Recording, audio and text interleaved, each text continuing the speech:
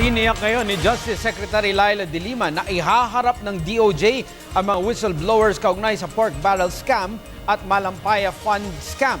Samantala, hinamon ni De Lima ang Senate Blue Ribbon Committee na paharapin rin ang ilan pang dawit sa naturang anomalya, partikular na ang mga staff ng mga umano'y sangkot na senador. Si Joseph Parafina sa detalye.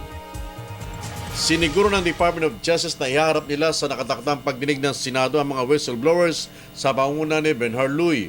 Kasama ito sa pagkumpirma na natanggap na nila ang subpena ng Senado na sa darating na November 7 kung saan haharap din sa pagdinig si Janet Lim Napoles. Ginagalang din naman natin yung authority ng Senado na magsagawa ng investigasyon na yan in aid of legislation. So okay lang kasi mas maganda siguro yun na available or readily available yung mga whistleblowers natin. Kasabay nito, hinamon din ng kalihim na sana'y paharapin na rin ng Blue Ribbon Committee ay iba pa mga dinadawit sa pork barrel scam tulad ng mga chief of staffs ng mga senador nang iba'y napapaulat na wala na sa bansa. Mas maganda kung tawagin na rin nila yung iba.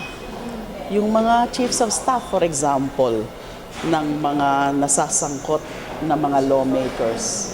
Alam naman natin kung mga sino-sino yan.